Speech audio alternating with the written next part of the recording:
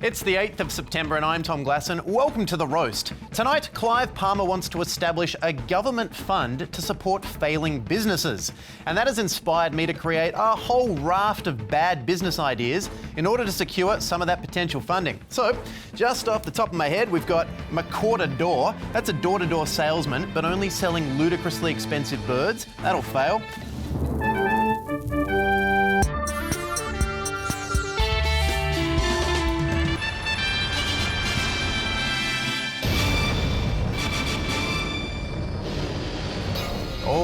Oh, class action legal advice for animals. We'll call it class catchin'. Even the lawyers could be animals. These businesses are going to fail hard. And I am going to be so rich. Soon, I won't even need Mark Humphries with the headlines. But until then, here he is. Oh, a TV station that only airs 10 minutes of new satire a day. It'll be a ratings disaster. This weekend marked 1 year since the 2013 federal election. And in the words of someone watching a David Lynch film, what the is going on?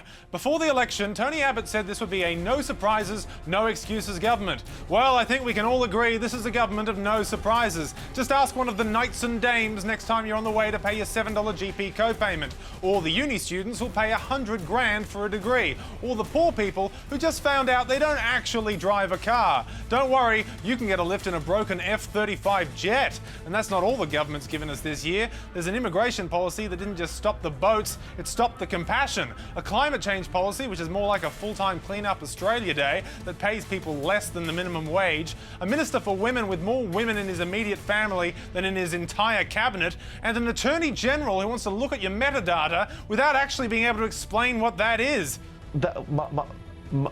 He may not be interested in your right to privacy, but he's got you covered on your right to be a bigot. Happy anniversary, Coalition. I got you some cigars. You can use them to celebrate the end of the age of entitlement. And then there's the opposition. Who could forget about the Labor Party? I'll tell you who. Everyone. They're not just faceless, they're invisible. Says a lot that the most exciting thing to come out of Labor in the last year was a 4-part interview with Paul Keating. That's because they're led by a man who doesn't seem good for anything except piss-weak catchphrases. Bill Shorten refers to Joe Hockey as Foghorn Leghorn during his budget reply speech. Foghorn Leghorn? You're in the House of Representatives in Parliament, not Class 4A in primary school. Bill, I've got a catchphrase you should try out. Policy alternatives. Happy anniversary, Labor. I got you a rhyming dictionary. You've got another 2 years of catchphrases to come up with. And then there's the Greens, the party that's for the reduction of non-renewable fuel sources, but against increasing a tax on petrol. If you're not going to use your power to help the environment, what are you going to use it for? More YouTube hits? Let me know when we can elect Charlie Bit My Finger. Happy anniversary, Greens. I got you a V8 Holden Commodore. Fill her up! But luckily, even if Labor and the Greens fail, there's the minor parties to fall back on. You've got Ricky Muir, whose highest qualification for Parliament is his driver's licence, Bob Day, who puts family first but same-sex families last, and David Leyonhjelm, the gun-loving Liberal Democrat who got elected on a platform of being first on the ballot sheet. And then there's the Palmer United Party, the cherry on top, the Titanic that could really do with an iceberg. Jackie Lambie, you're worried about China invading. How do you think we feel about our Senate being invaded by you? Glenn Lazarus, the former NRL player, will come in handy if the Senate ever needs to have a scrum. And Dio Wang, well, Dio, this speaks for itself. How would you describe your politics before you joined Palmer United? My politics? Zero.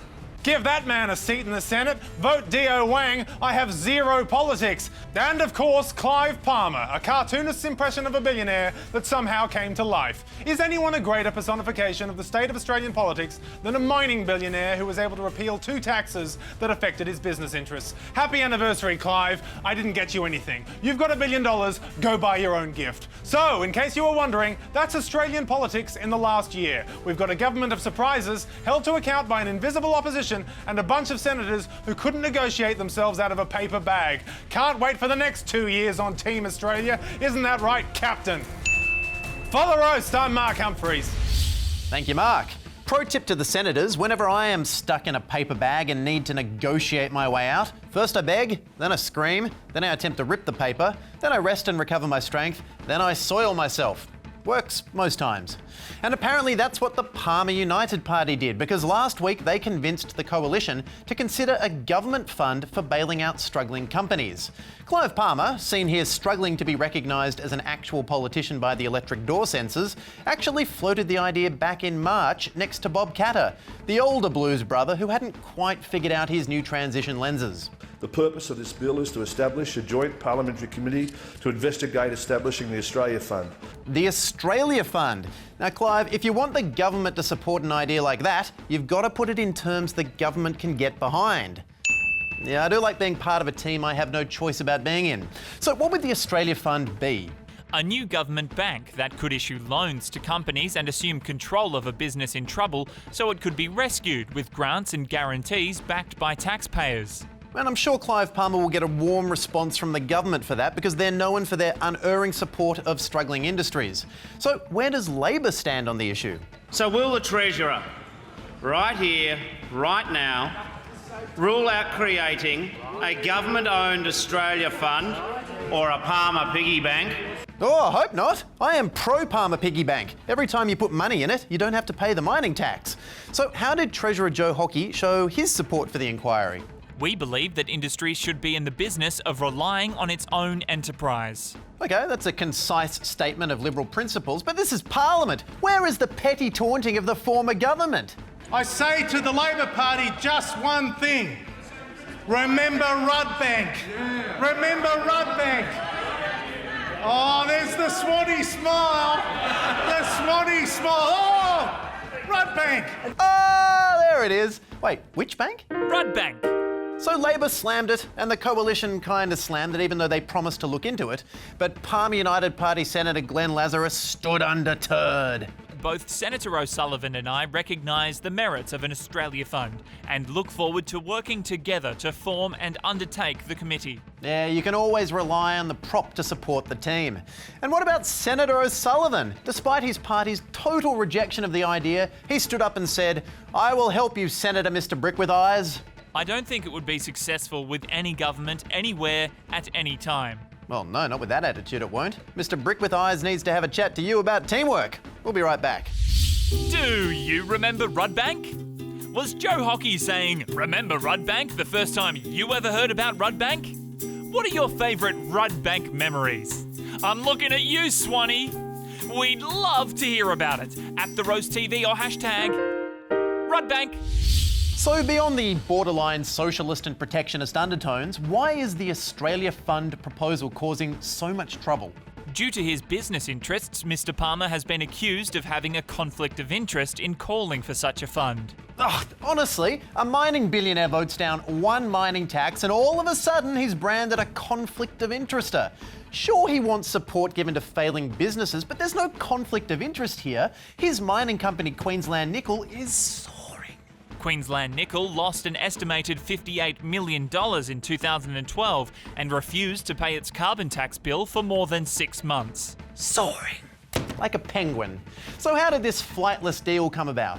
The coalition backed the idea under its deal with Mr. Palmer to repeal the mining tax. And while I could describe to you how those negotiations went down with my real live mouth, I have an inkling that the animated mouths of a Walkley, hopeful satirical cartoon series will be more palatable. It's Lammy and the Brick. It's time for the adventures of pup senators and friends. In the Senate and out of their depth. It's Lammy and the Brick. And Wang. In Bailout Booty. If I'm going to sign that agreement to help scrap the mining tax, I want a fund to help businesses that are going under. This is the prototype. Well, I'm gonna say one thing. Remember Rudbank? Remember Rudbank? Rudbank? No. Oh, there's that Swanee smile. Oh, Rudbank. Why do you keep saying Rudbank? Your idea is a lot like Kevin Rudd's failed Rudbank. So will you consider my business fund? Rudbank. Oh, okay, sure. We'll take a look at it. Now sign this. Sucker. And that's why we're scrapping the mining tax. Also, Palmasaurus has put forward an idea about a piggy bank or something. We'll look at it, but we have no interest in pursuing it. No interest at all. Let me just make clear there is absolutely no chance this Palmer Fund will go through. None. We hate it. Also, remember Rudd Bank? Swanee? Clive Palmer should have held out and demanded the actual thing he wants as opposed to just settling for an inquiry into the thing that will go nowhere. Need I remind Clive of my paper bag escape technique? Soiling crime, man, I'm telling you, it works most times. So we already know the inquiry will come to nothing. How long is it going to take to have that down in writing? The inquiry will report next June on whether to set up the new fund. 9 months? That is 4.5 months to write each letter. And while the government has had to commit to a 9-month inquiry into a policy they oppose, it'll all be worth it because now they get the privilege of not charging Clive Palmer a mining tax. Finally, a win for the government. Good night.